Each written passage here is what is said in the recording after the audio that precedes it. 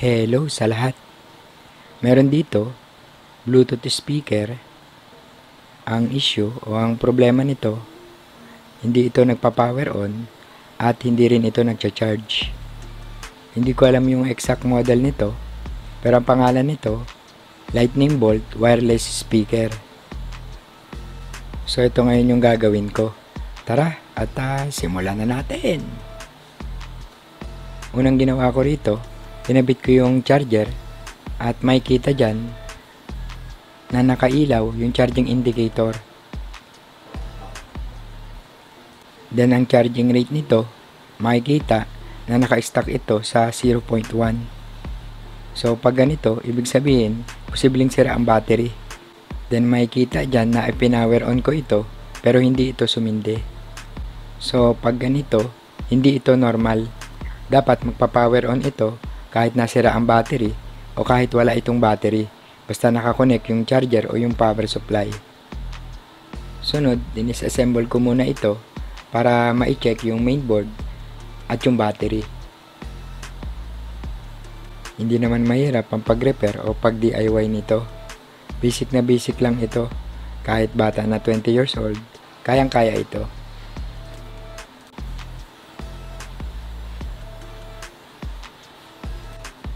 Sunod, ikinonek ko uli yung charger at sinukatan ko ng supply ang bibat.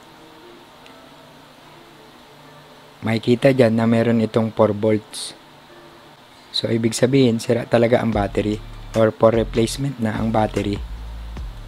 Then, kaya hindi ito nagpa-power on, makikita dyan na may sunog o putol yung linya na simula sa ground papuntang switch. Posibleng nangyari dito na short ito dahilan para masira ang battery at maputol yung connection o masunog yung connection.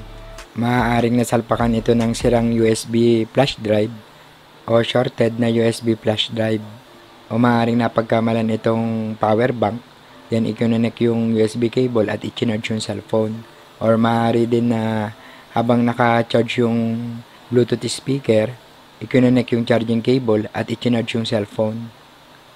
Ngayon, i-connect ko na muna yung naputol na linya.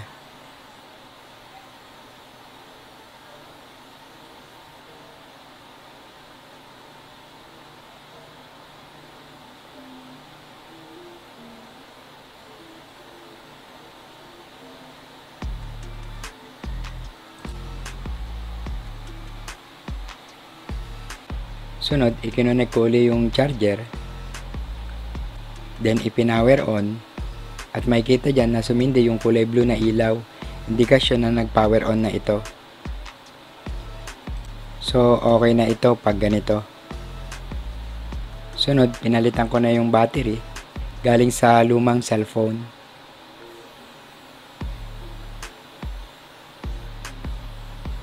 Sunod, i-connect ko na yung charger at makikita na nag-charge na ito. Then ang charging rate nito, makikita na 0.6. So normal lang ito dahil drain pa ang battery. So hayaan ko muna itong mag-charge ng mga ilang minuto, then iti-testing ko uli.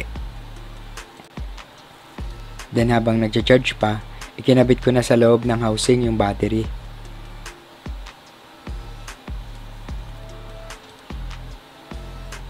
So after ng mahabang 20 minutes, testing na. So aalisin ko na yung charger. Then iti-testing ko na itong i-power on. So success na. Bali ang next na gagawin ko ngayon, ibubuo ko na muna ito. So okay na to. So hanggang dito na lang muna. Sana nakatulong tong video natin at may natutunan tayo kahit na konti, lalong-lalo na sa mga bagong tulad natin.